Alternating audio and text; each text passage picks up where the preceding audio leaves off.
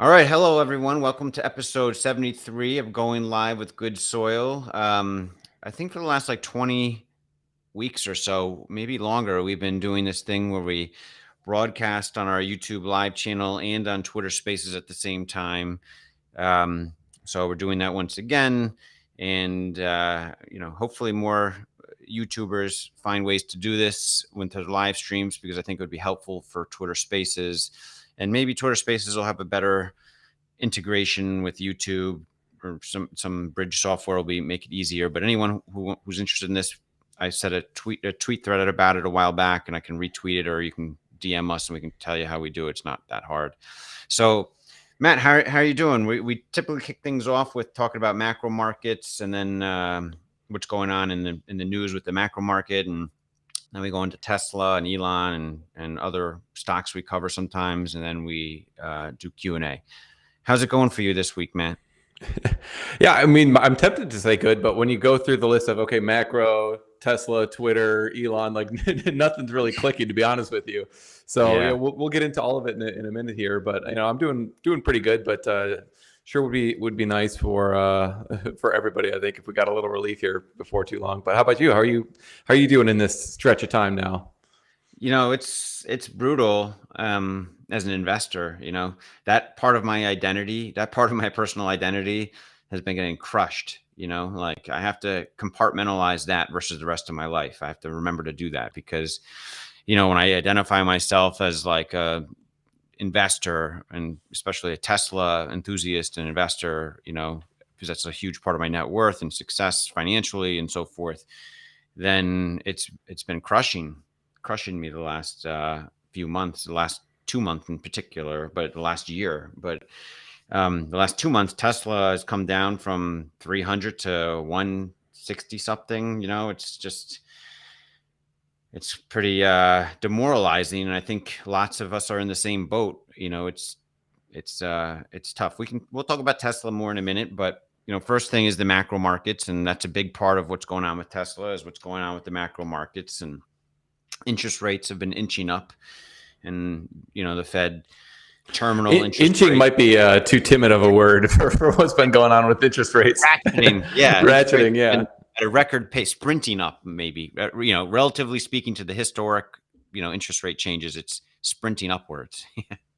So that's destroying equities clearly. A year ago, it was hard to think of this story as likely. It just didn't feel likely. It felt like, oh, possible. But a year later, you fast forward and you're like, wow, it's clearly evident that interest rates rising so fast has created a drastic exit from equities, especially growth equities, into cash and fixed income.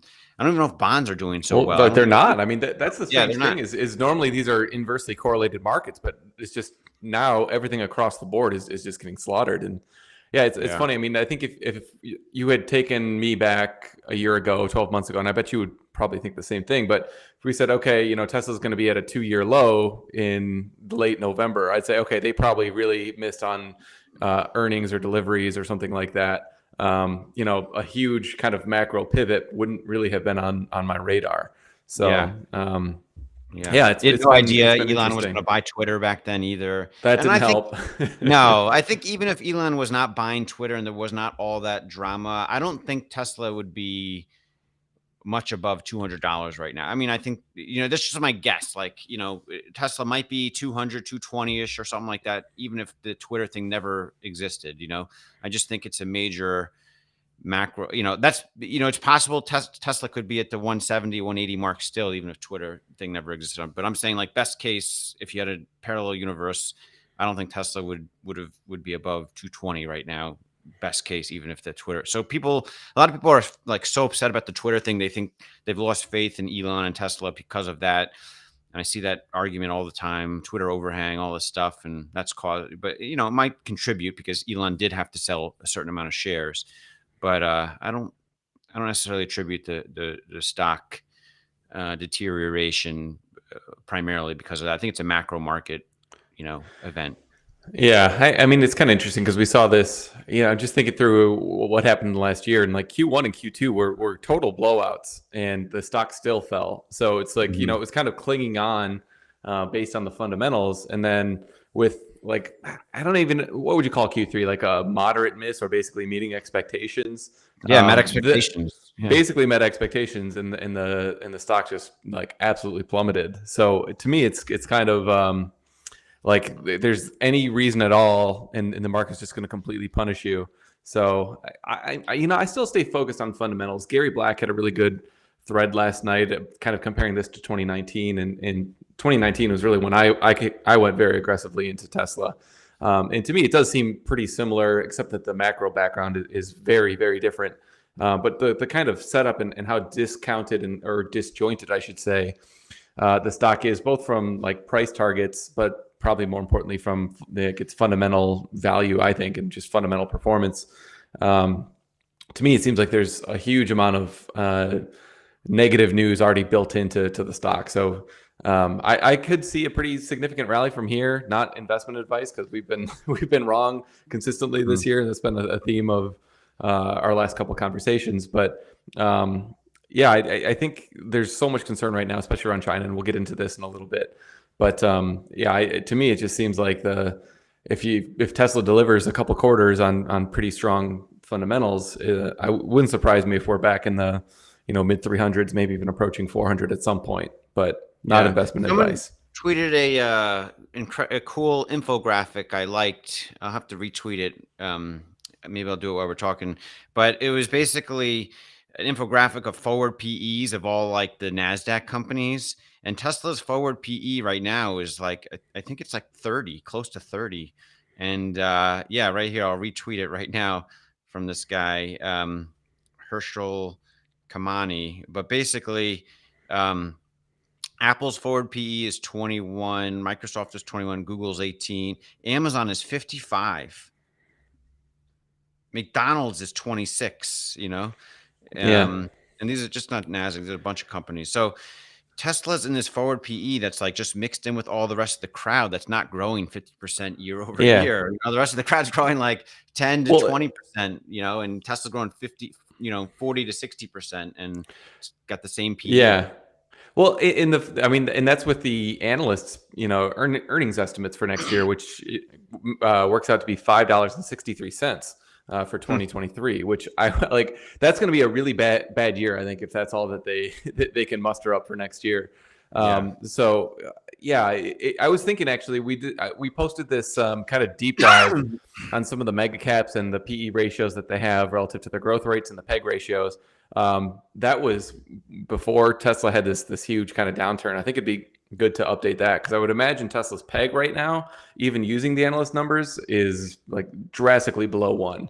And in my mind, that's not really a sustainable valuation. So I think right now the market is just kind of expecting Tesla to fumble. They're expecting another Shanghai plant shut down. They're expecting very clearly, I think, much slower sales in China and margin pressure because of that. And so I think if Tesla, like, I'm expecting those things too, but even when I bake them in, I'm getting numbers that are a lot higher than 563 for earnings next year. So I think there could be some really good news. If Tesla just starts delivering, then even if the PE stays the same, then just the earnings beat would move the number higher. So it's always possible that the number can be compressed, or that Tesla misses. So we don't want to get too far ahead of ourselves. But to me, it just seems like it's been beat up beyond all proportion to their actual fundamentals. And it's also, we had a conversation, or you had a DM with somebody. We probably don't want to go into too many details. I'm not sure how confidential they wanted to keep it. Suffice to say, it's becoming a very popular, and it seems to me like a groupthink kind of thing, that like, oh, clearly this is when Tesla falls back to earth because their valuation never made sense relative to other automakers, and it's a great short right now. And margins are compressing. Yeah. So that again seems like 2019, where like all the smart money, quote unquote smart money, is saying like, oh, Tesla's overvalued and this is the end. And like, look at Elon and his antics, and like all the stuff that doesn't really matter, that's not fundamentals. That's what they're focusing on. And so to me, it seems like a good setup for that reason. It's a different reality, and what is reality, other than what's the eye, the perception of the eye of the beholder, right? So the great thing about the stock markets is in the end, whatever the true reality is will be proven by the stock price, So with everything else in life, in history, you can almost change the realities and tell different stories or narratives about the reality. And you can do that with stocks for some time, but in the end, the stock price will prove out which reality is correct, or more likely, which reality was more correct than the other. So one reality right now is, Tesla is facing compressed margins. Like you said, all these bear points. And Gordon Johnson did an incredible, was on, there was an incredible space last night that Whole Mars um, hosted, and I got to listen to it for a few minutes of on and off when I was running errands and stuff. And it was like over 1,000 or 1,500 people later on in the evening, because there was a bunch of people joined in on this. Even Gary Black, I didn't hear him, but I'll have to go back. I think it was recorded, but It Gordon was like Johnson jumped 2000 in. when I jumped in right at the very end. Yeah. Unfortunately, I was like, no, I missed it. Yeah, but Gordon Johnson was on there, and he was debating the bear points, and it's just a very different reality. When I hear Gordon Johnson talk about it, like, part of me is, if I didn't, like, I try to think about nothing else, that I like, pretend I don't know anything, and I listen to him, and everything he's saying makes complete sense if I don't know anything about Tesla. Everything he's saying is like, oh, that's a great story. I believe that reality. And then I have to think, oh, but all this stuff, all this knowledge I have about Tesla on this other reality that I've studied for years doesn't jive with the reality that Gordon Johnson is. So one of them is wrong, right?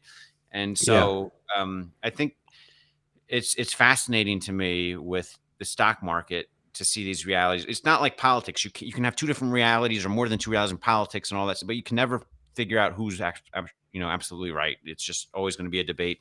But with stocks, there was tons of bears on Apple for many years, and now that reality has been proven wrong, right? And Apple's clearly the biggest company in the world and deserves it at this time. So, it's just a matter of time before we see which reality with Tesla will play out. And for a while, Tesla could stay depressed. I saw another tweet by a guy, Fallacy Alarm, that showed, like, during the history of Tesla's rise, 1,000x return or 100x return since it went IPO'd or whatever, that 70% of the time Tesla has been consolidating or going down, and only 30% of the time has the stock price been going up or something. So despite going up, some kind of crazy metric like that, despite the stock being 100x from where it IPO'd or whatever. So that's pretty interesting to think about too. Just, there's a lot of time for people to panic, and believe that reality. But then when they're wrong, they're very wrong, and the stock zips up. Yeah, yeah. I mean, that definitely makes sense, and you certainly saw that in 2019. I mean, I remember kind of thinking, I've spoken about this before, but maybe not in a while, about how I was initially not invested in Tesla. I just thought the valuation was crazy. And then, I started listening to all the things Elon was saying about wanting to, basically be best in class for like automotive manufacturing efficiency and profitability. I was like, okay, well, that's probably unlikely, but I see what he's saying. And then, so there was this whole debate, and I was like, okay, I started to see it in 2019, where they actually turned the corner of profitability in Q3. And I was like, oh, all those things that he's been saying for years, like, they just kind of clicked. And it was like very clearly to me the turning point. And I remember the stock was up like 10%. And I was thinking, like, the stock should be up double, because it kind of like eviscerated the entire bear narrative, which was like they were going to go bankrupt, because they actually generated positive cash flow, positive earnings. And it was like, okay, this is the path to sustainability. And now they figured out the Model 3 ramp. So they're only going to be higher volumes, more operating leverage from here. So, like, just really bolstered the bull case. And to me, it was just like, the market was just like very slowly kind of trickling. And it, over the next 18 months, we saw what happened, but it wasn't like the facts immediately turned things around overnight. So it could be the same sort of situation where, it just takes 12, 18 months, 24 months. We don't know when the market will catch up, but assuming they do kind of deliver in the manner that we think they will on fundamentals, it will just be a matter of time. It's that old Warren Buffett quote: short term, it's a voting machine. Long term, the market's a weighing machine. Yeah. Same thing happened in 2013, 2014, good news. It seemed like it was producing the Model S and, Motor Trend Car of the Year, but the stock was still depressed, like it was going to fail. And after a few quarters, finally it zipped up. So yeah, would you have to wait for that time? If our reality is right and Tesla is going to succeed in all of the technology it's building with FSD and such, especially, then there will be a time. We don't know when, but there will be a time where the stock will likely zip up. It's not going to be a steady appreciation of, 5 or 10% a week for 20 weeks straight. It would probably more likely be, 25% one week, 50% the next week, and then flat, and then up 100% over the month after that, or something like that. It could very well be something erratic like that. Mm-hmm. And so we don't know when that'll be. If it's 18 months from now, 24 months from now, or maybe it's next year sometime. It's hard to say. Yeah, it's funny how it can sometimes move when you're not expecting it to. I know, like this time last year, it was in the middle of this massive rally that we didn't really see coming. Yeah. And so there wasn't really any sort of big move. It just, for whatever reason, sentiment really seemed to move in the positive direction. Yeah. So yeah, it's so hard to predict these short-term movements. But long-term, I'm curious, is there anything that gives you pause or anything that makes you worried long-term, or you're long-term over like a 2 to 5 year horizon? I'm not worried whatsoever. The macro market will work itself out, whether it takes 3 months or 2 years from now. At some point, the macro market will stabilize and interest rates won't continue going up. And I think that's the point. That's the part to really, that's the ingredient that I'm very uncomfortable predicting or with any certainty. I don't think we're going to go back to like a Volcker, like 10% interest rate, just because our CPI numbers are so obsolete and antiquated that it shows like 7 or 8% inflation for 2 years, So Yeah. I don't think that, but a year ago, I didn't think we'd be at, 5 or 6% interest rates already, So that's what I'm worried about, is like, I've been wrong on the Fed and what they're doing already. I'm not an expert on what the Fed's doing. I know that. And, we try to be, but it's, I don't know what's in their minds, what their decision making. I'm really curious what the Fed minutes are going to be. Tomorrow they come out. The Fed minutes are like, I guess like a diary or journal or something of what actually went on, like the actual transcript of the discussion or something like that from the Fed meeting the 3 weeks prior, the Fed meeting from 3 weeks ago. And it always comes out like 3 weeks after the Fed announcement or something. So tomorrow the Fed minutes come out and we get to see whether it was a unanimous decision once again for the 75 basis point hike. I'm hoping that in the Fed minutes, not only some language will shows like there's a little more concern of being 75 basis points than, what people probably assume. But maybe there's a couple of, Fed members that were like, no, I don't think we should do 75 basis points. And they voted against it, but it still went through, because that would be the first time in this rate hike cycle that would have happened, because up till now, it's unanimous every single time, right? Well, I saw just this morning, Mester, I don't know who all the board members are on the Fed, but said she supports a smaller rate hike in December. So it does seem like we're starting to get people, testing the water and kind of making some of these comments that, they want to at least slow down the pace of this kind of really rapid rate increases that we've seen. So I thought that was a really positive sign. One of the things, maybe we'll talk about this when we get to macro, but the Fed's next meeting is right on the back of the CPI numbers. So if November CPI comes in, reasonably promising, kind of like October's did, I think there'd be a much higher probability for like a 50 basis point rate hike, and maybe even 25. I don't really think 25 is in the picture right now, but you could imagine if there's a surprise print like we saw with the German PPI numbers that came in yesterday. That might. The PPI number yesterday. It was like it was like we're talking. Everyone knows like the U.S. Fed CPI and all that, like 8% inflation. But German, what tells us more about what's going on in Germany? We touched on it yesterday, right? Yeah. So Germany. Sorry guys, we're kind of bumping all over the place between macro and Tesla, but it's a rather fluid situation, and they're all kind of intermingled. But so Germany's version of PPI, so the producer prices, has been just absolutely skyrocketing this year. I think it was, I forget the exact figure, but it's something like plus 85% year to date, or year over year on the energy costs, and it like 45% for the overall. So just really massive inflation going on in Germany right now, almost entirely driven by energy prices and the whole Ukraine crisis. Seriously, or obviously playing big into that. But the figures for PPI in October that came in yesterday, analysts were expecting plus 0.9% month over month, and instead it came in at minus 4.2% month over month. So wrong in the direction, but also like way off in the magnitude of the decline. So to me, that was like the kind of inflection point that I've been expecting for a while on the U.S. side. That Germany is finally just seeing in their numbers. So to me, that was like, not only are you slowing the rate of inflation, but you're like really like drastically moving in the opposite direction. So it's a really big. And it's mostly energy, signal. right? It's all Yeah.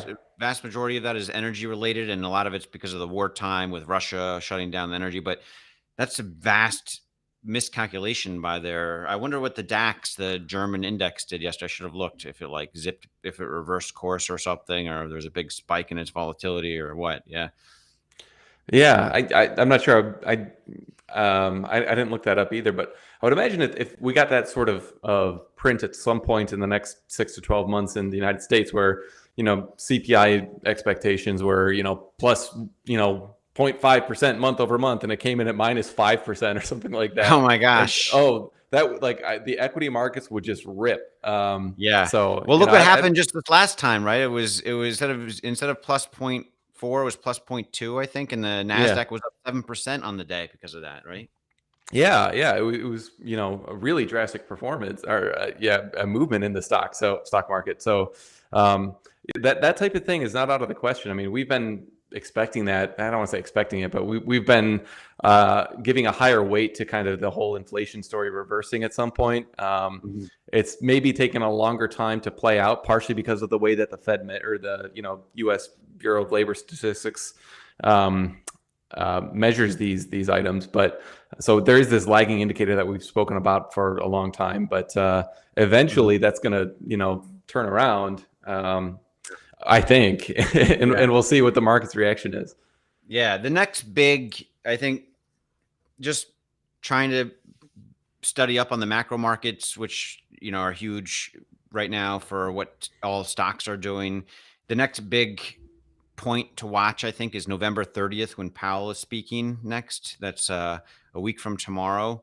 And so I think just like Jackson Hole, the market's like going to be wavering on every word he says. Maybe it'll be a dovish speech. You would think that he would sort of signal a pivot in a speech before a Fed meeting, maybe, right? So if there's a signal of a pivot coming on interest rate hikes, then maybe it would be this November 30th. I mean, I don't want to get too optimistic, but it's possible for a nice setup for the market, the macro market, to start rebounding into a Christmas rally or holiday rally if Powell shows like a more dovish tone on this speech. And then after that is December 13th and 14th is the Fed meeting, and the actual CPI for October or for November is released on December 13th. So that's when the big data point is shown. But December 14th, the next day, is when the Fed actually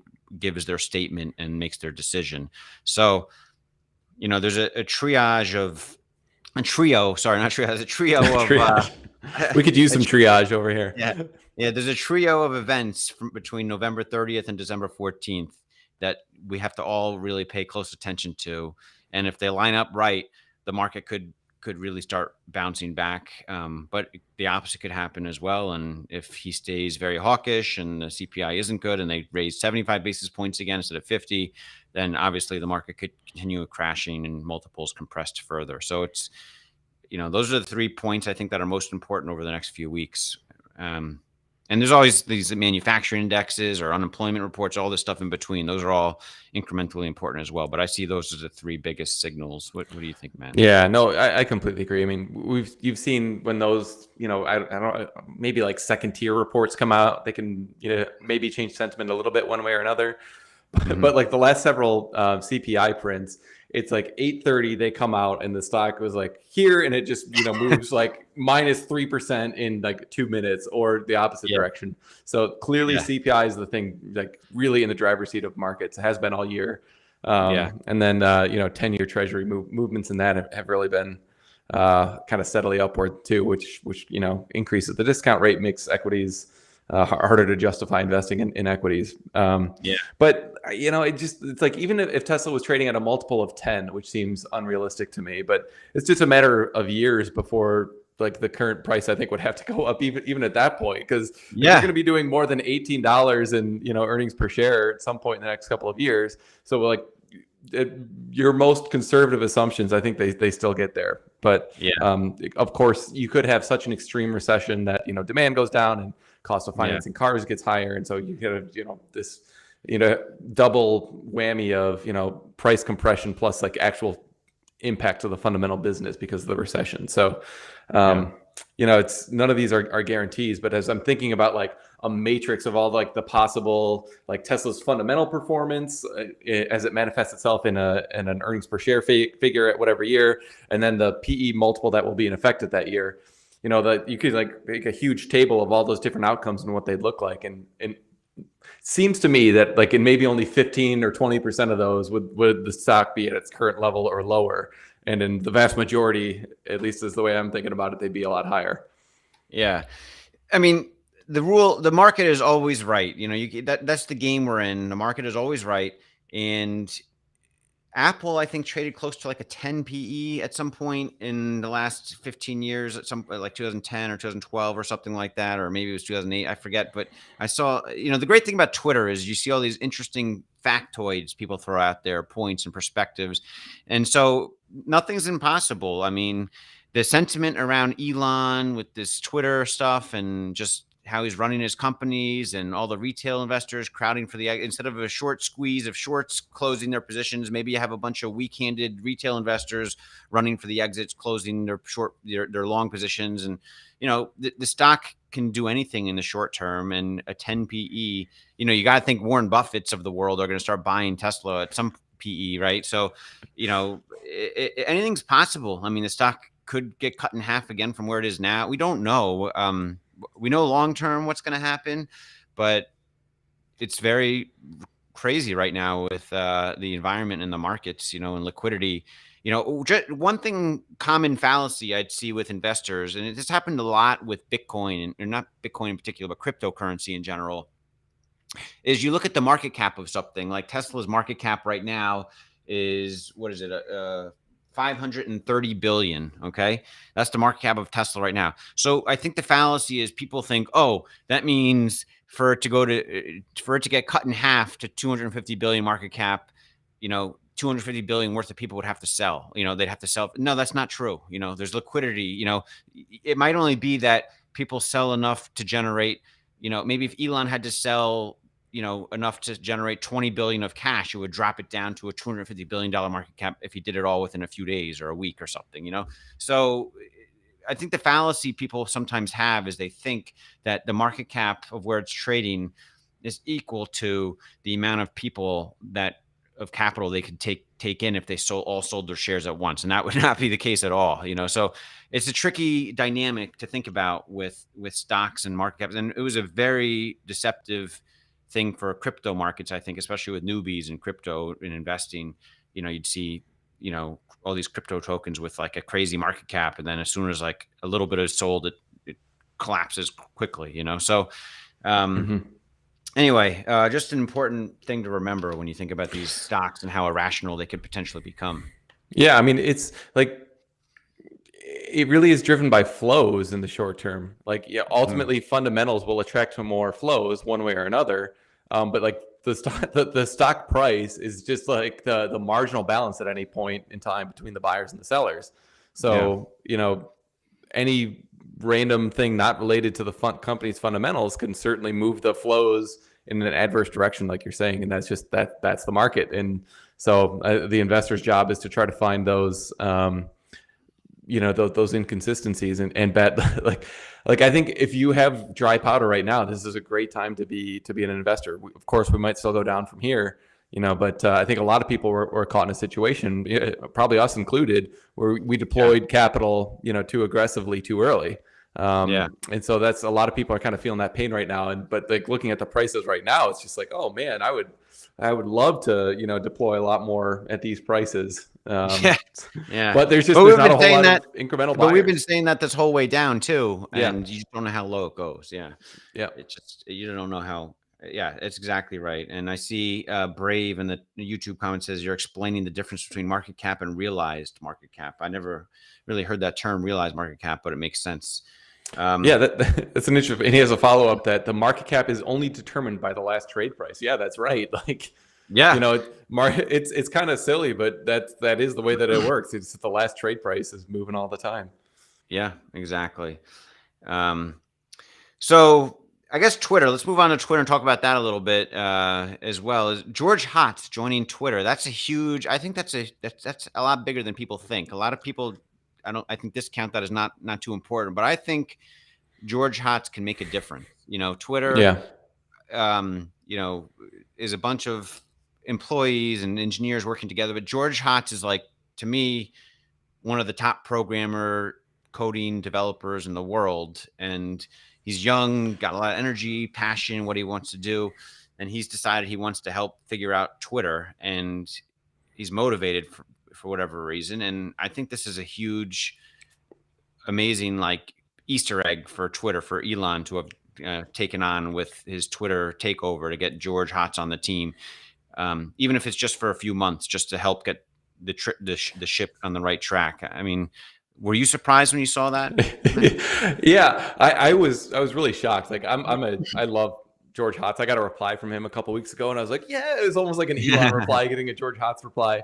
But like, yeah, when he said that he would want to come and help, I actually got really excited. I'm not invested in Twitter, like I don't really have a stake in this, other than it's a good thing for society. I think if Twitter, kind of reaches Elon's vision, but like with this kind of moment that Twitter's in, where like they need to cut a lot of the fat, and they need to make some like really drastic, really important, changes, and like a lot of coding needs to happen. Like he's the perfect guy to come in and like do this kind of short term, what do you say, 12 weeks there to like do this heavy lifting in this short period of time and then just like be gone. That is exactly what it's to me. It just seemed like the perfect resource that Elon needed for what he's trying to do at Twitter right now. So I got like really inordinately excited about the fact that George was joining. Yeah, me too. Yeah. So that's a really good, I wish I invested in Twitter. It's private now, and it's always tough to invest in private companies when all your public equities are down so much. So I couldn't really figure out how to get any dry powder to invest in Twitter privately when it went private. But I'm envious of all the people that did. I think Twitter has a very promising future. So when it goes public again, I definitely am gonna take a close look at it. But yeah, Twitter seems like it's doing great. Elon is tweeting more actively than he has in the past. There's like pictures of him with the Twitter team, the people that are staying late and working hardcore. I feel like all the people who left Twitter, like especially the ones who've left voluntarily when Elon's given them the option, I don't think they realize how much of a scar is on their career forever now for doing that. Like, I think, when they're submitting their CV or resume to other tech jobs in the future, if it shows like left Twitter in 2022 as part of their resume, that's like a red flag, and people are like, I'm not going to hire you. Yeah, I think that's true, but I also like I thought the All In podcast did a really good job of kind of distinguishing these two camps. There's kind of like the way that this has traditionally been done, where like those people can say we were leaving for like a principled stand, we didn't like the direction that Elon was going, and I think there are going to still be companies that kind of have those values. But there'll be some, I think speaking of one, is probably like Lemonade. It's probably like that. I don't know. A little bit. Yeah. We had a little bit of some soul searching on that one. Yeah. There's I don't a couple know, pink flags. Yeah. After you like hearing those guys talk about like how important the work is, and like you need to work. Like it's actually expected that you like earn your paycheck and get your job done, and don't just like check your 40 hours a week and get your all your nice office perks of like the yoga room and like the wine bar and all that stuff. It's like that is, I think there's been way too much inflation and like people thinking that they're entitled to all these perks, and not enough people focused on like actually moving the company mission forward and like creating value that justifies their paycheck. So I thought they did a really good job of kind of distinguishing between those two camps right now, and it seems like a pivot point. I don't know if you resonated as much with what they were saying on that episode, but it definitely to me seems like we're at this turning point where like the cultures are either going to have to change, or you're going to have two different camps of companies or something like that. Yeah. And I was on some Twitter Spaces. It was like tweeps who have left or something like that. And I listened to it, last Friday or Thursday, and there was a bunch of like Twitter employees who recently left, kind of joking around, sharing memories or whatever, and they all doing like that salute icon or whatever. And they're like, yeah, they're just reminiscing about how great it was to work or like the fun memories they had, and they're moving on or whatever. But it wasn't like bashing Elon or anything. It was just like camaraderie of people who all chose to leave. Which was interesting. But then one guy came on. I don't remember the guy's name, but he was like some engineer that they all knew. Like, oh, Mike's on.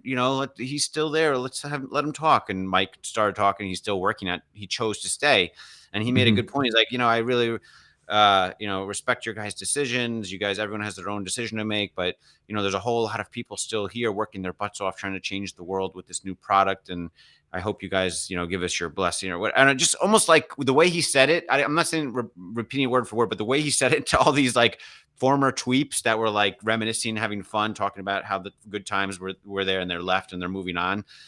I'm sure they all were like in their head second guessing their decision at that moment. Like, yeah, I just left the biggest opportunity in my life, like, Yeah. and so, and they all supported him. Obviously, they're friends. They're all being friendly, but you got to think a lot of these like former tweeps that chose to leave are at some point in the near future, if they haven't already, going to second guess their decisions and wonder.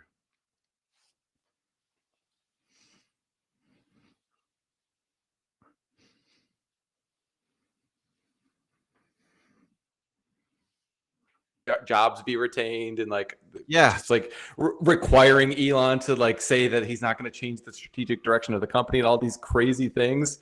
It's like it was so absurd at the time, and I think those people that like kind of thought that you could write a sternly written letter to management and get what you want are just getting like a splash of cold water on their face. But I wonder like how many of the tweeps kind of fall into that kind of extreme woke kind of cohort versus the people that you heard on that Spaces, which seem a little bit more reasonable, moderate, and just were liked the time that they had there, but didn't want to do the extreme work or whatever Elon called it. Yeah, and a lot of people, just to say, a lot of people will put that extreme kind of wokeness in writing when they're hiding behind a bunch of other people. But then, like, you're talking verbally live or face to face, especially, they wouldn't give that impression whatsoever. It's hard to say, Yeah. hard to say, So, but yeah, it's going to be a rude awakening for a lot of those people, especially if this recession is happening the way so many people are predicting. It's going to be hard to find tech jobs in general with all these layoffs. Yeah, definitely.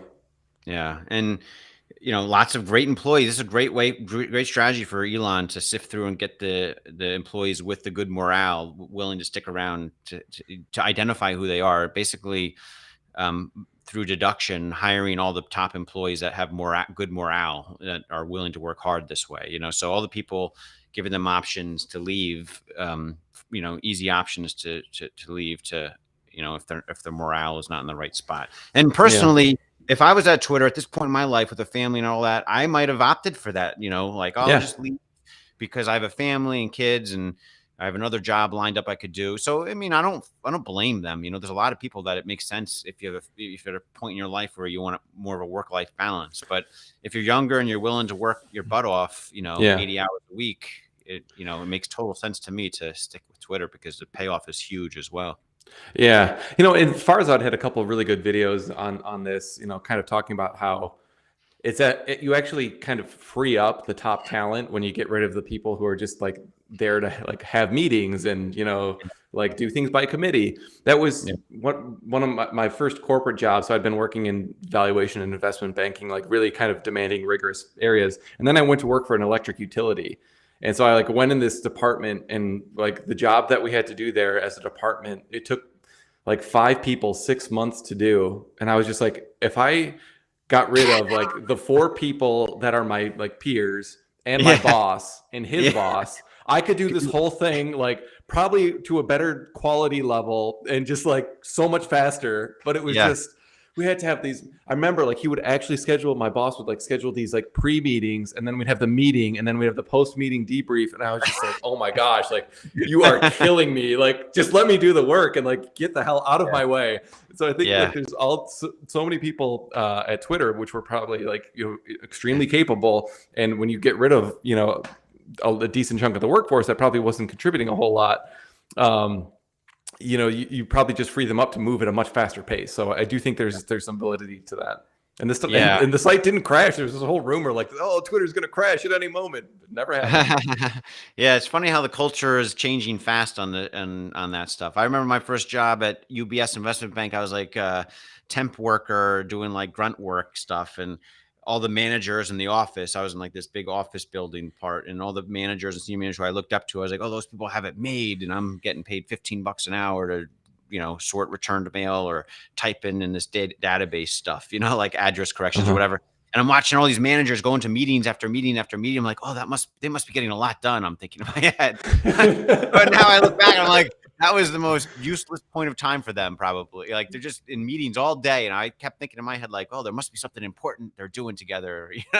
But it's exactly what you're describing, I think. So the bigger the company and the longer it's been around, the establishment, it's I feel like there's more of that going on. And Elon and the new kind of cultural shift against meetings, I think, is positive for productivity.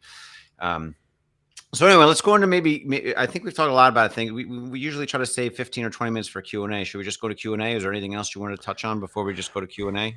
No, I mean, maybe just like, I'll try to keep it really brief. My kind of PSA on Tesla, FSD beta and snow. Oh, that's right. It really doesn't work right now. Like, and I won't go into all the details, but I really think that this is something Tesla needs to fix before it goes into wide release. It's unsafe.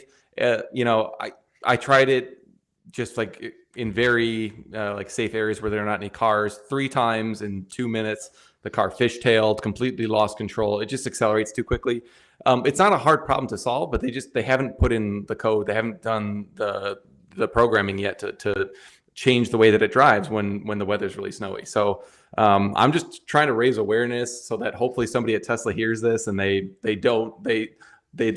disable FSD beta when the roads are snowy, just so that you don't have that type of situation. Because if I was like a new driver to beta and it's like, oh cool, I can turn it on here, it must work, and then it just like fishtailed. It's not like when you it makes like a bad turn and during normal conditions you just slam on the brakes. So if you do that when it's snowing, it might be like 3-4 seconds before you actually regain control of the car. And so you can just be sliding uncontrollably in front of oncoming traffic. So it's a risk. It's just an attack vector on Tesla too. So I really think they really need to just disable it. That's the easiest thing. And then whenever they do get around to fixing it, I have all the confidence that they'll adjust the behavior to handle the conditions. But for now, you know, going into wide release for beta in December when it's just about to be snowy season in much of the US, I really think Tesla needs to just, you know, not allow that right now until they fix it. Yeah, no, it's a good point.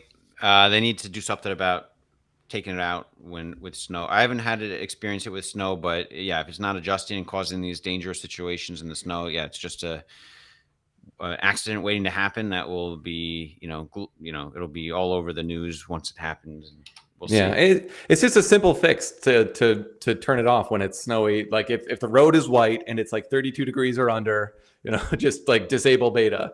Like I think there's some pretty simple logic that they could roll out in, you know, any one of these updates, but I just really hope they do. So if anyone has any pull with any of the FSD engineers, please get this message to them, because I'd hate for something bad to happen and then for like the regulators to come and say, oh, you're being reckless for something that's easy to fix. Yeah, absolutely. But yeah, let's go to Q&A. All right, Q&A. First question is from Cyril JBNN on Twitter. Your thoughts on hedge funds possibly increasing their short position on NASDAQ stocks, including Tesla? Yeah, I mean, I think that these, like Matt and I touched on earlier, we have a source that's, connected to a lot of emerging hedge fund managers, and and I've have other sources, and it just seems like it's a more popular idea, gaining some traction again to short Tesla. That maybe Tesla's kind of like, kick it while it's down kind of thing, like to help the valuation come back to where they think it should be. I think Gordon Johnson is in that camp, obviously, in that thought, the people in that kind of reality is like Jordan Johnson last night said he thought Tesla should be like $45 was reasonable for Tesla's stock price. Something. So maybe they think that Tesla is going to go down to sub $100, and they're shorting it, and they're going to make some good money as it goes down. Maybe that's their thought process. But like Matt and I were also talking about with the, market cap versus realized market cap, and the guy on the YouTube comments said, anything can happen, like you just need enough sellers to come in as an imbalance against buyers. If you don't have enough buyers with dry powder waiting to pick Tesla up at these prices or even prices lower, the stock can go down real fast, as it has gone, so it's part of the S&P index. So there's some liquidity because of that added into it. But yeah, man, if Tesla was not part of the S&P index, these movements would be much faster than they are. I would say. So there's some amount of liquidity built into it because of that. But yeah, it's at some point these shorts are going to have to cover. We know that. And like we also said earlier, this rip up in Tesla will happen sooner or later. We just don't know if it's going to be in the next 3 months or 6 months or 2 years even. You just don't know with the macro market environment. Yep. Yeah, no, I agree. Nothing to add. All right, let's go to the next question from Martin Muldoon. How you doing, Martin? Question: what is Elon's Tesla reluctance to announce a stock buyback, given the invested in Bitcoin, which seems like more of a risk? I mean, Elon said he responded to a tweet saying it's up to the board, right? So really, what do you think? What do you think, Matt, about it?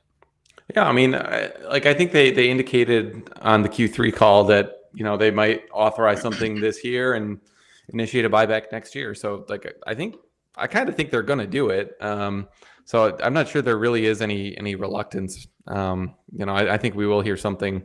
My guess is they'll kind of announce that there's been an authorization. Maybe it's approved in December and they announce it on the Q4 call or something like that. So I think we'll get there, and I'm not too worried about it, honestly.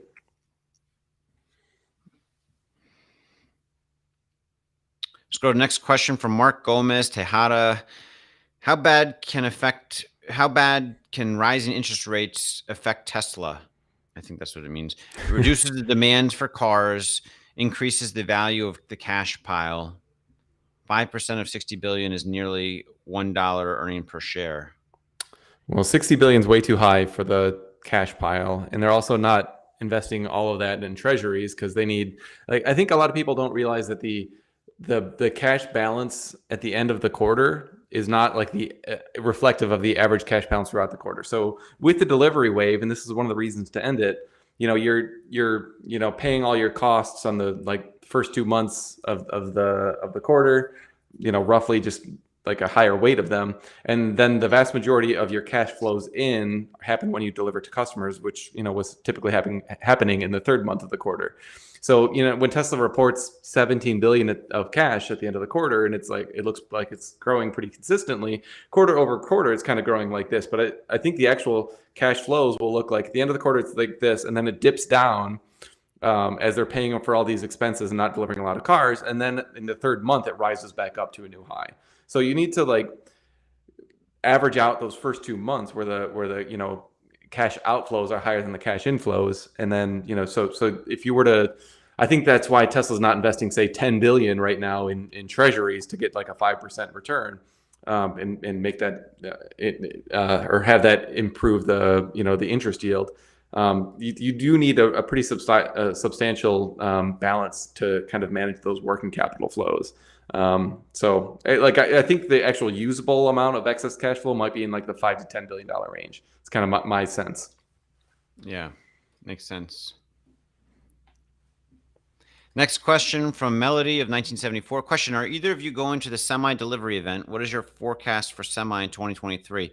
I am not going to the semi delivery event. I think that's December 1st, isn't that right? I think it's the I beginning of think December. so.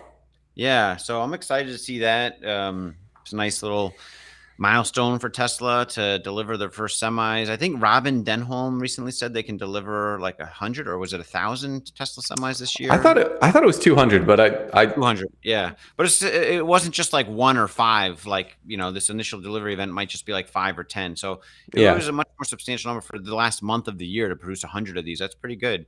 So, yeah, I'm excited to see the Tesla semi delivery event. I wonder if there's always a possible that there's some kind of one last thing, like when they announced the Roadster 2.0 at the initial semi delivery event. Maybe Roadster 2.0 finalized will be, the surprise at this semi delivery event or something.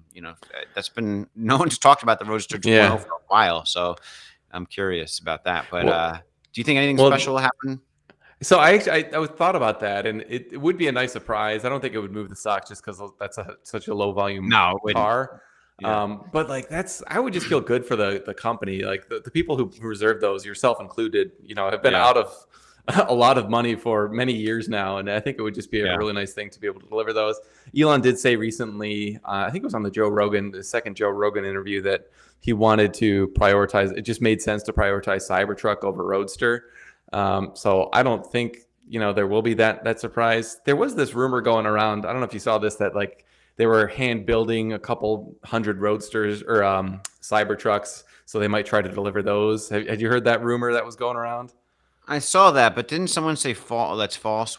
Someone said it was denied it? I can't remember who. I don't know if it was think Elon so. directly, but it might have been someone else that works for Tesla. I forget, but it seemed like the sort of thing that wasn't true. But I don't know. You could see that, like maybe they deliver some ATVs or something. I don't know. Maybe they're gonna build 50 or 100 of them just to drive them around and get the feel for that. They did that with the Model Y and the Model 3 and the Model X. I think they had like 50 or 100 of these like test vehicles that the employees were driving around for a while to like iron out all the kinks before they really produce it.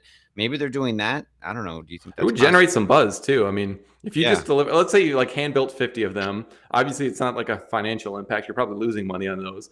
But like generate some buzz. People start seeing these on the road, and like then there's like news stories about them. Plus they're getting data from how the cars drive to tweak the software, to tweak the design, whatever. So yeah, I think that'd be really cool if they did something like that. Yeah, me too. All right, next question from Next Big Future. How you doing? He's got a great channel. Brian? Doesn't know. Question: If full self-driving wide releases in December, full USD revenue recognition announced January earnings, that's 100% each quarter going forward in Europe Q2. Is that not 2.3 net income in an additional 2.2 to 3 billion of net income in 2023? Matt, you want to? Yeah. So if they recognize the full amount of the U.S. deferred revenue balance, that's probably around $1 billion of revenue. That's like a one-time benefit. So, analysts will kind of discount that. But Brian is right that you'll have full recognition on new sales of FSD at that point. So if this goes to like everybody who's ever purchased FSD, then at least in the United States and Canada, then you've got that higher take rate going forward, or higher recognition rate going forward. 2 to 3 billion sounds pretty high. I mean, I'm just trying to look at what I'm estimating for next year. So I'm estimating right now about 3 billion for next year. If I were to just assume that there's no change in the deferred revenue balance, let me see here.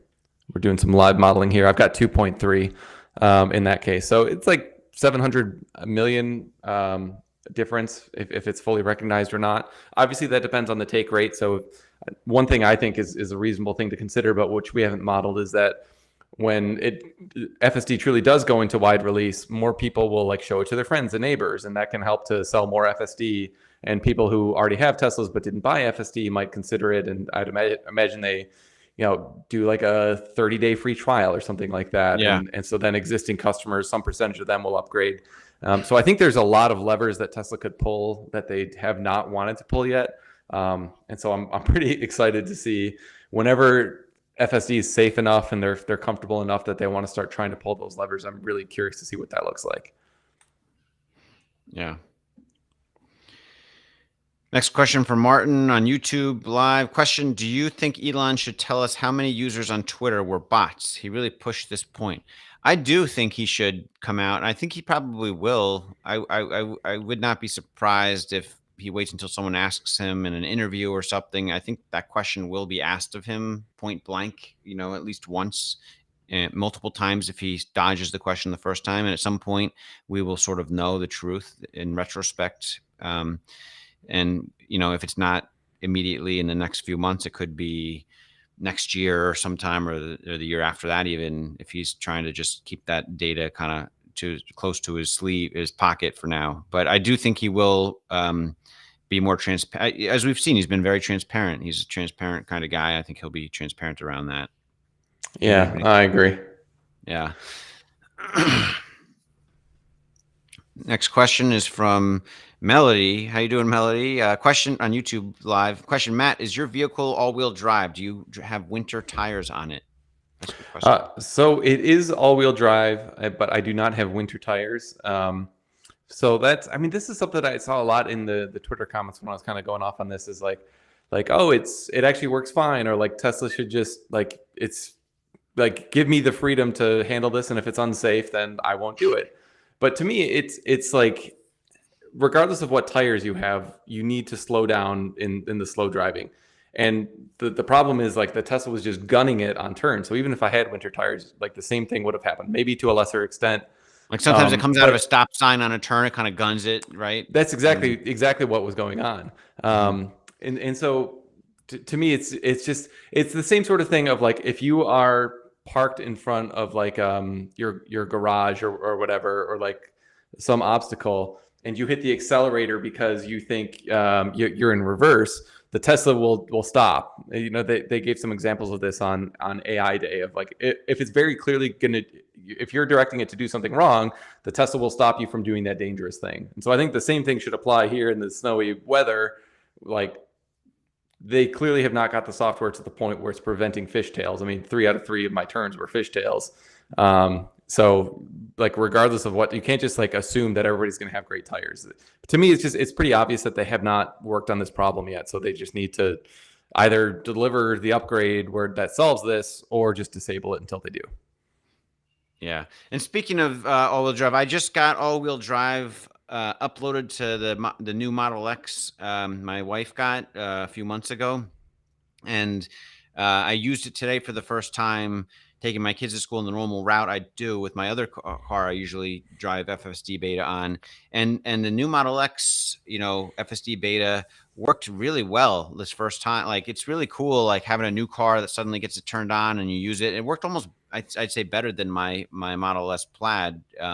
There's a spot in my Model S Plaid where it always, like, has a merge and it, like, stops, and you're like, come on, keep going. You have to, like, push the gas pedal just to make it go. It doesn't seem to figure it out for some reason, but that little glitch doesn't happen with the Model X FSD beta. So it's really neat to kind of see a new car you get just, like, suddenly get better from a software download like that. So yeah, maybe they're speaking of me getting it on that car, maybe they're widening the FSD program as we speak on a kind of rolling week basis, and it'll be everyone by the end of December, like Elon was saying. I don't know. Yeah, it sounds. I did hear someone on Twitter was saying that people who've never had beta before but bought FSD are now getting the 10.69.3. So that's a pretty good sign. Which I still don't have that yet. So I'm looking. I don't know why I don't have that one yet. Yeah. Well, it's 10. The new one is that's not the newest one. The newest one is what, 10.69.7 or 70 or something, or 11. Version 11. Well, there's version 11 is like that's the full stack. That's like the really big one. But, like, right now, a lot of the beta testers are on 69.3. And I'm still not on that one. 10.69.3. Right. Yeah. Yep. And everybody's supposed to get 11 by next month, according to Elon. So, yeah. All right. Well, let's do one more question. It's about an hour. That's typically, we try to stop it after an hour. Last question is from YouTube Live from Brano Swiss. How fast can Tesla produce semi next year, and at what margin do you think they can make? That's a great question. I think we'll learn a lot more about that on December 1st at the semi delivery event. Elon will most certainly be there, and in my mind, and it's at Gigafactory Nevada, I think, right? It's at that. Yeah, I think they're building them there. Yeah, that's where the event is too. So we'll hear him talk about it. Hopefully, someone asks him. Hopefully, he gives some kind of estimate for how many they'll produce next year. But they might be reluctant to do that. They don't often give forward predictions for the next year anymore, like specific numbers, or they just say 50% growth, or something like that. So I've listened, I can't remember where I heard, but I've listened to a lot of interviews, and someone seemed to suggest maybe like 10,000 semis next year as a possibility or something. What do you think, Matt? It's funny you say that, because I was just pulling up my model to see what I had in there. I had. Mm-hmm.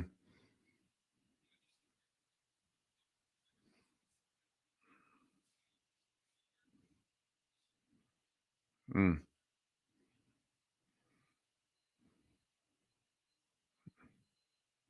Yeah. Yeah, that might have been from our energy roundtable discussion when he walked. I think that's right. Yeah, with Duncan and the other gentleman. That was a great discussion. We'll have a follow up with them in Duncan and Brandon. Duncan and Brandon. Yeah. So, all right, guys, a great chat. Matt, you froze on YouTube for a second, I think. Sorry, I don't know what's going on. My connection seems stable, but it seems like we just always have some issue. So sorry about that. All right, no worries. All right, guys, well, we'll see you next week. All right, thanks everyone.